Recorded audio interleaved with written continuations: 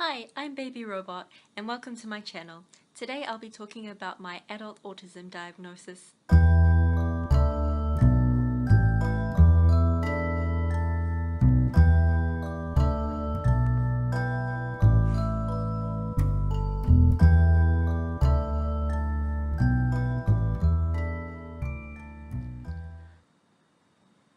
It took me 29 years to receive an autism diagnosis, and the psychologist was pretty surprised that it had never been picked up before. My mum had considered it in the past, but I had just received a diagnosis for auditory processing disorder.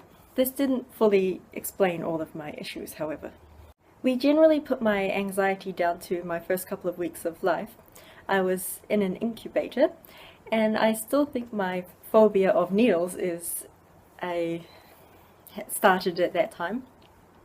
My anxiety, however, didn't start until life got a bit busier and I had to leave the little bubble of home and family more often. I was easily overwhelmed and fearful and extremely shy.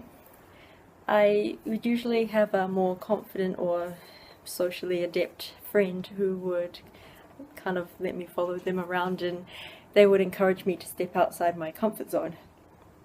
My parents were patient and they knew that they couldn't push me to do anything I wasn't ready to do yet. I would come to it in my own time, and they had to be extremely patient when they were taking me clothes shopping or shoe shopping.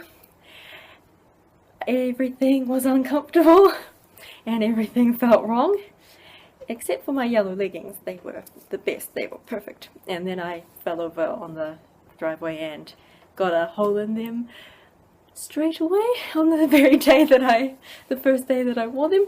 So we had to go on a hunt for some new ones. I was about 10 when I got my diagnosis for auditory processing disorder. I had been hearing these noises that I interpreted as voices, like really fast, gerbily voices that I couldn't understand.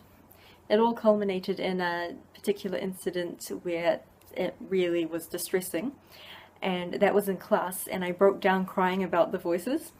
So I ended up going to a specialist, and they put these little sticky wires all over my head and got me to go to sleep, which it didn't make sense to me because it was daytime and not sleeping time.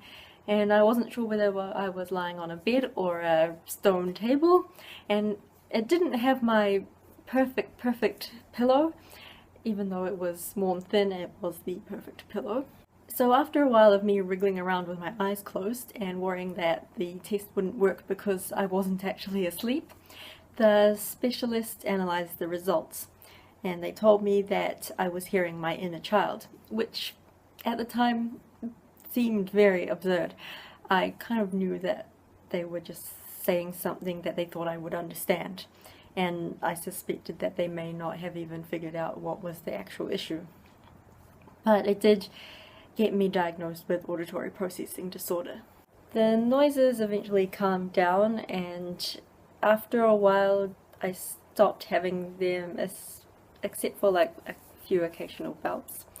On the rare occasion I heard them as an adult, they no longer sounded like voices to me.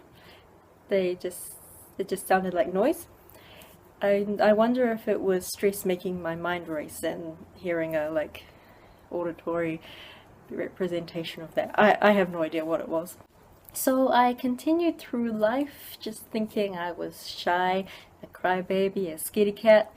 I was interested in stories about autistics, but my understanding of autism was pretty limited. More recently I learned about sensory processing disorder, and I thought, oh, I must have that, it sounded like me. Then I read a description of common traits of autism in girls, and a lot of it was like reading just about myself. There were only a few parts of it that didn't apply to me. So after some research I decided that I must have autism, and I didn't decide to have an actual diagnosis from a specialist until my burnout started getting really bad, and then I felt like I needed more help than just before I was just having the help from the community, like reading about other people's experiences and what helped them. And that was really helpful, but it got to a point where I needed more.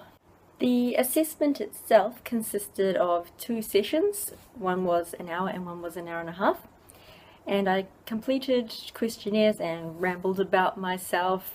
I came prepared with a 6-page document separated into sections of the different symptoms, and then bullet pointed all the ways that I presented them.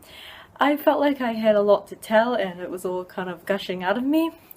My mum and I both had to fill out two questionnaires beforehand, and then the specialist gave them scores. And our scores on the autism quotient questionnaire were pretty similar, and the scores on the empathy quotient questionnaire were very different. I scored myself as higher in empathy than my mum did, and the specialist interpreted that as me having difficulty expressing my empathy. I'm now seeing a therapist that specialises in autism, and she's funded by the government under ProCare. We are working on emotional regulation and mindfulness. My experiences of the 2 psychologists specialising in autism have been very positive. They've been understanding and accepting of who I am. And this diagnosis has also helped me to accept myself as I am. Finding out that I perceive the world differently to other people, or most others, has helped me realize that I am doing my best and I don't need to keep up with others because I have different strengths and limitations. I feel less embarrassed and self-conscious and have been expressing myself more freely. Realizing my sensory difficulties led me to buying tinted glasses and earplugs, and I no longer try to speak when I go non-verbal. The frequency of my meltdowns and shutdowns decreased because of all of these things. When I do have them, I know more what to do, and I can more easily tell what the problem is and remove myself from the situation. An autism diagnosis is not an invitation to feel like a freak and to put on a neurotypical mask. It is an invitation to take off the mask that you may not even have realized that you were wearing. Behaviors are not to be judged or trained away. They are to be given as much worth as spoken communication. As the neurodiverse mantra goes, behavior is communication. Thanks for watching. Please leave a like if you enjoyed this and subscribe if you want to see more. Feel free to ask me any questions that you may have.